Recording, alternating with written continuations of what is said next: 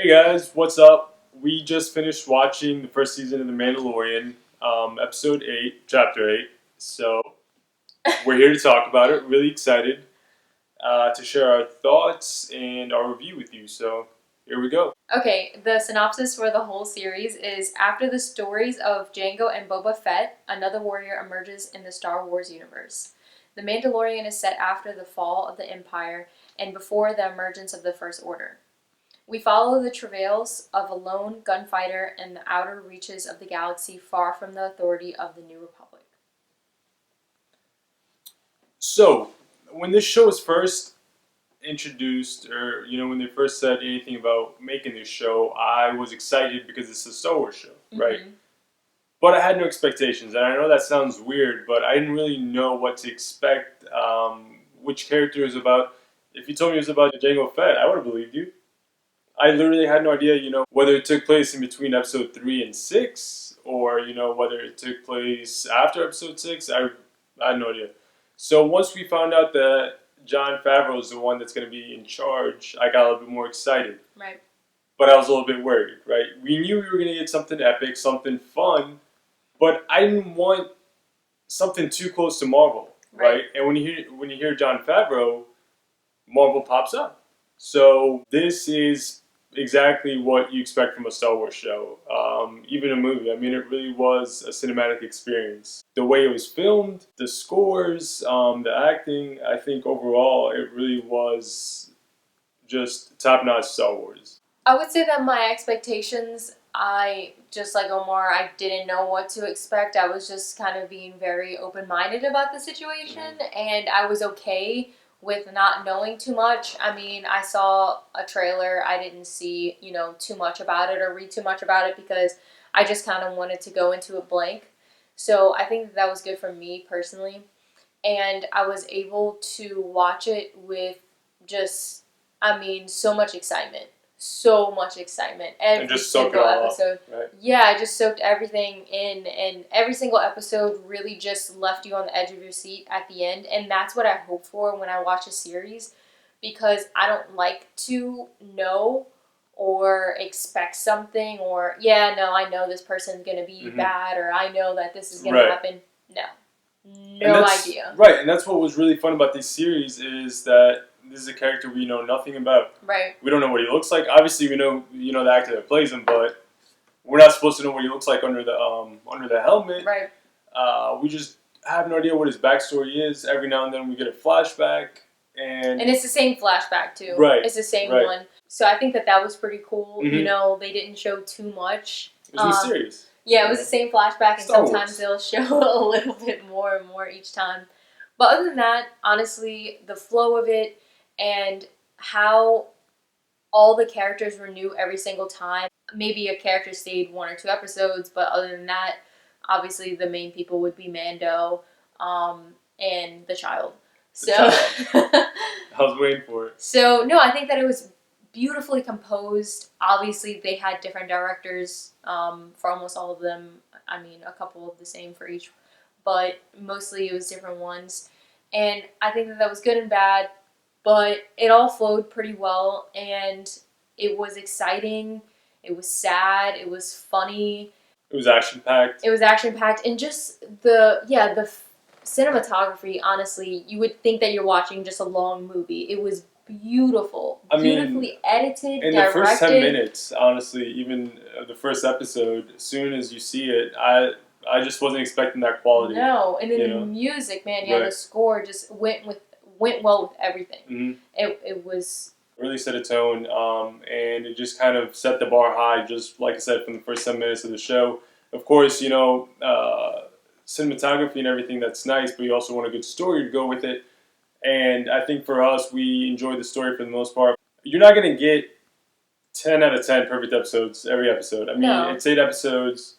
You expect a change of scenery, you expect a change of pace. I think some people were upset with episodes, I want to say 4 and 5, because they were a little off.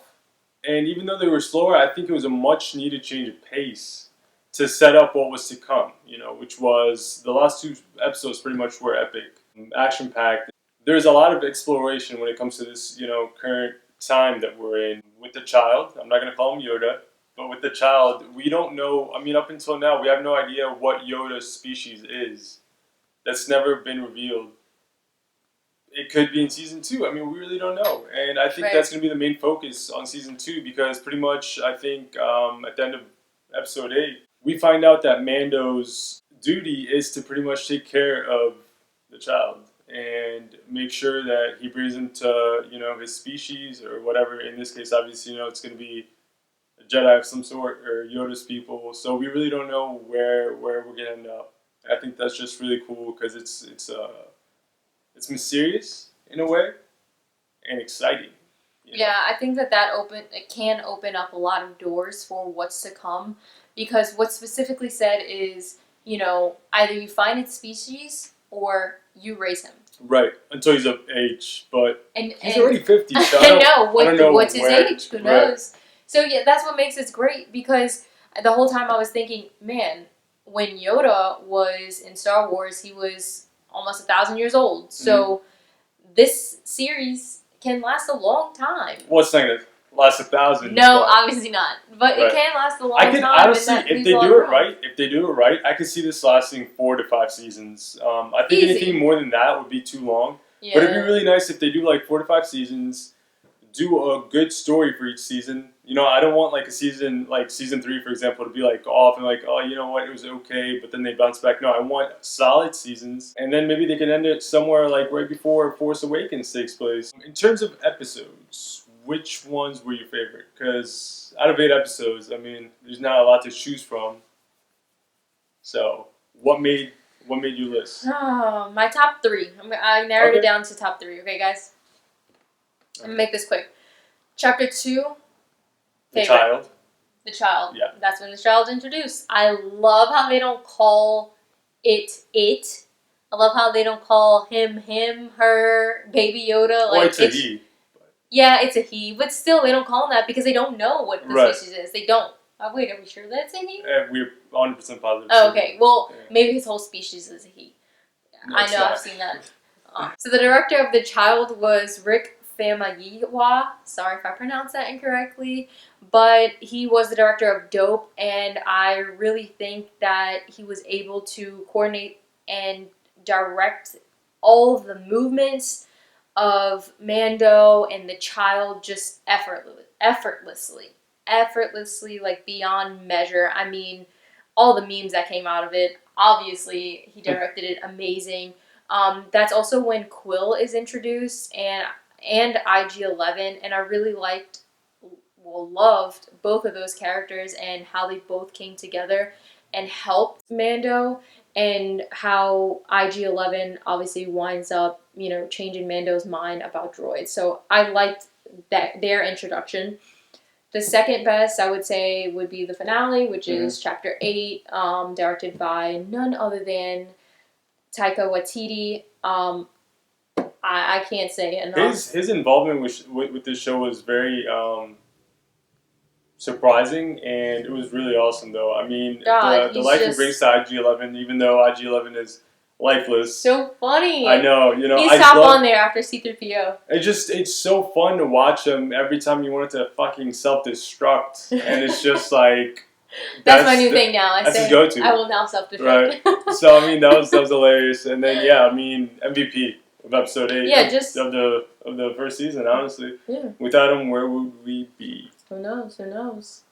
So, yeah, I mean, in that episode, obviously, shit went down. Mando's real name was revealed. His face, the complexity of the Mandalorians. Skin? Could you see his skin? Yeah.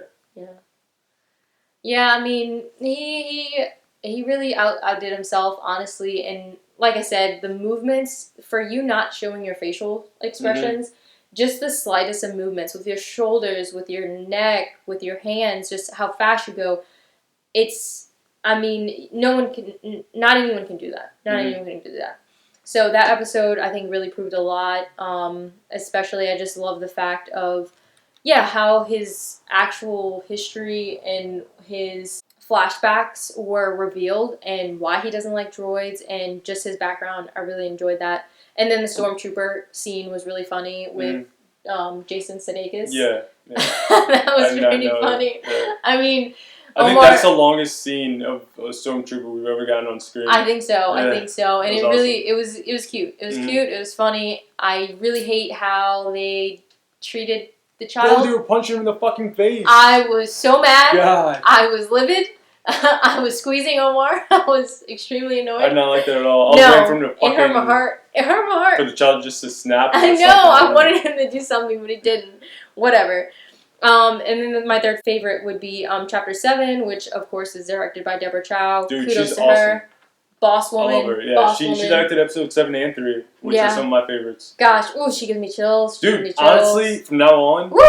I mean, I think we should take a couple years off from making Star Wars movies. But the next time they do a trilogy of some sort, or even a solo movie or whatever, not Han Solo, just a solo movie aside from a trilogy, she should be in charge. I think so.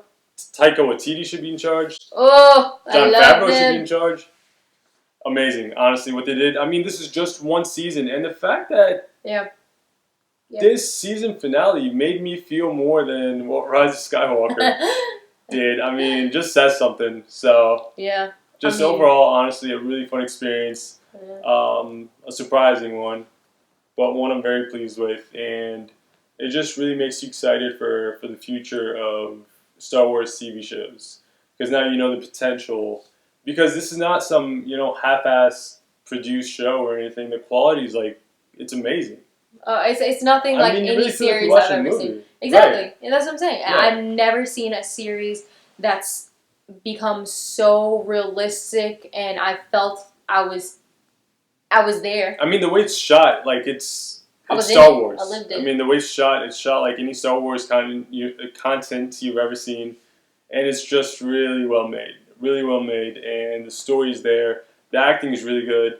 The actress that plays Cara Dune, I don't really like her. I'm not a fan of her. I think she proved herself, though. Honestly, the only thing I've seen her in was the Fast and Furious franchise. But dude, I really liked her character in this show. I liked all the characters, how they complement each other. I loved how Mando, obviously, as Jade mentioned, he wasn't a fan of droids. We could tell from actually episode 1. But towards the end, he becomes attached to IG-11. I know, and even under the fucking helmet, you could tell he was sad, dude. When he goes I'm gonna self-destruct. Even said that. Yeah, he was like, I ran your waves or something like that.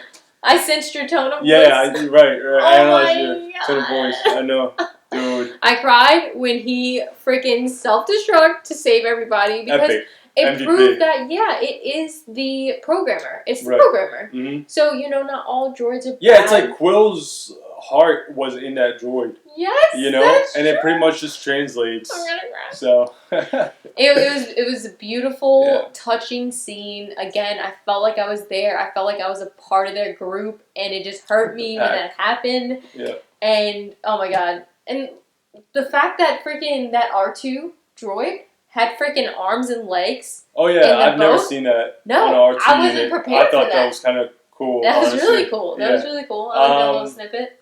Another little thing, what was his name? Moff Gideon. Yes. The actor from Breaking Bad. Yes. I've only seen him in Breaking Bad and I think the end of episode 7 and all of 8 in The Mandalorian, but something about him, man, he's just intimidating. And honestly, he has a look. He's like perfect for this role. Like, he creeps me out, and I love that. And obviously, we can tell he's going to be a part of season 2, maybe just the first half or something, but we know that he survives. Yeah, you called that one. So that's pretty exciting. Definitely. I don't know, man. Just overall, it's an overwhelming feeling, but a really positive one. I think this really set the bar. For sure. Going forward. For sure. With all Star Wars branches from this point. Oh yeah, all the TV shows. If it's not like this, then it's not going to be. We know that Obi-Wan is directed by Miss Chow. Okay, so that's pretty fucking exciting. Expect that to be pretty nice. Yeah. So I'm really excited for that one. But honestly, man. From now, I mean, we see that if something like this could be successful, why not take a couple years off from making Star Wars movies? Yeah. Might as well take advantage of the success different. of this. Do some, work on some TV shows. Make really good ones. Yeah.